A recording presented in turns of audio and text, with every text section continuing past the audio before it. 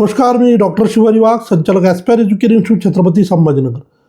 विद्यार्थी मित्रांनो, महाराष्ट्र सिटी सेलच्या वतीनं 2026 संदर्भाने वेगवेगळ्या परीक्षा ज्या आहेत कंडक्ट केल्या जातात. त्यामध्ये PCM CET आहे, PCB CET आहे.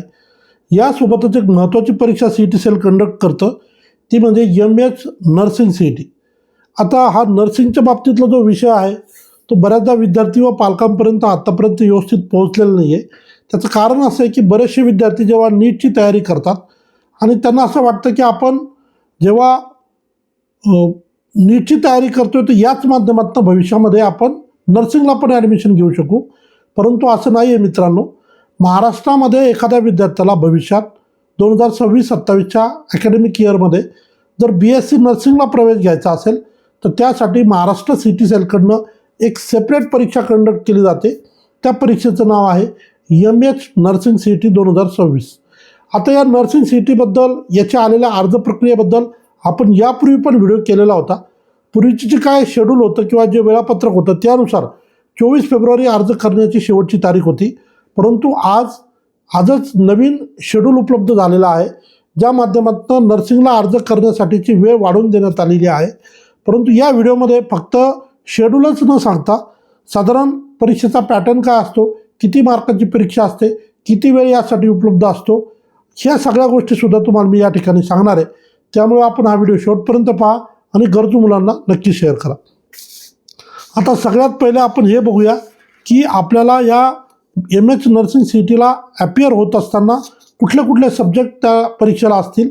तर सर्वात प्रथम फिजिक्स, केमिस्ट्री, बायोलॉजी जे की रेग्युलर सब्जेक्ट आहे.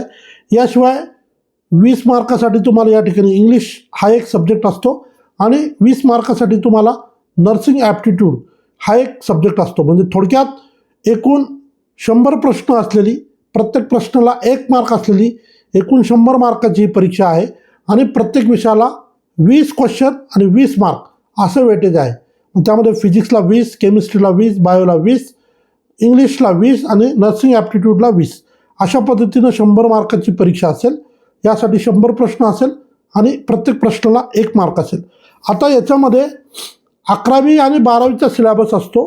तर 11वीचा जो सिलेबस असेल याला 20% वेटेज आहे आणि जो 12वीचा सिलेबस असेल याला 80% वेटेज आहे. म्हणजे फक्त 12वीच्या सिलेबसवर ही परीक्षा नसून 11वीचा 20% वेटेज आणि 12वीचा 80% वेटेज त्याच्यामध्ये असेल. आणि या परीक्षेसाठी साधारण ड्युरेशन किती असतं, तर या परीक्षेला एकूण 1 तास 30 मिनिटे म्हणजे जवळजवळ 90 मिनिट या परीक्षेचं ड्युरेशन आहे. 1.5 तासाची ही परीक्षा त्या ठिकाणी कंडक्ट होईल आणि computer based test CBT online पद्धतीची ही परीक्षा जी आहे ती CET सेलकडनं कंडक्ट केली जाते. सो जे मुलं नीटची तयारी करतायत किंवा ज्यांची PCB CETचा ज्यांनी फॉर्म भरला, त्यांनी नर्सिंगचा भरलेला नसेल तर ते पर्याय म्हणून किंवा ऑप्शन म्हणून आपला हा फॉर्म नक्की भरून ठेवा. आता त्यामध्ये वेळ बऱ्यापैकी वाढवून मिळालेली आहे. नव्यानं जे एक्सटेन्शन मिळालेलं आहे ते आता असणार आहे 16 मार्च 2026. म्हणजे पूर्वी पहिल्यांदा जेव्हा नोटीस आली तेव्हा 24 फेब्रुवारीपर्यंत वेळ होता, म्हणजे आजपर्यंत होता. आणि आता जी नवीन नोटीस उपलब्ध झाली आहे, नोटीस नंबर 2, या नोटीस नंबर 2नुसार नव्यानं जी वाढीव तारीख आहे ती 16 मार्च असणार आहे. आता 12वीच्या परीक्षेच्या दरम्यान बरेचसे मुलं बिझी असतील, कदाचित त्यांचं या विषयाकडे लक्ष गेलेलं नसेल, तर नक्की आता या वेळेचा आपण उपयोग करून घ्या. आणि महाराष्ट्रामध्ये जर पर्याय म्हणून किंवा भविष्यात BSc नर्सिंग पण एक चांगला पर्याय आहे, तर याच्यामध्ये आपल्याला जर जायचं असेल तर आपण निश्चित BSc नर्सिंगचा फॉर्म त्या ठिकाणी भरावा. आता याच्यामध्ये जे काय टॉपिक्स असतील किंवा जे सिलेबस म्हणूया आपण त्याला, तर फिजिक्स, केमिस्ट्री, बायोलॉजीवर फारसं काही बोलणार नाही, ते तर रेग्युलर मुलं प्रिपेअर करताच आहे. परंतु इंग्लिशमध्ये काय असू शकतं ते शॉर्टमध्ये सांगतो. English grammar, vocabulary, reading comprehension, sentence structure, synonyms, antonyms, figures and speech, figure of speech अशा पद्धतीचा इंग्लिशच्या संदर्भाचा सिलेबस असेल. आणि नर्सिंग ॲप्टिट्यूडमध्ये logical reasoning, basic healthcare awareness, fundamentals of nursing, psychiatric nursing, community health nursing या संदर्भानं ह्या ॲडिशनल गोष्टी नर्सिंग ॲप्टिट्यूडमध्ये तुम्हाला त्या ठिकाणी विचारण्यात येतील. एकूण 90 मिनिटाचं ड्युरेशन, 11वीला 20% वेटेज, 12वीच्या सिलेबसवर 80% वेटेज आणि क्वेश्चन्स या परीक्षेमध्ये तुम्हाला त्या ठिकाणी विचारले जातील.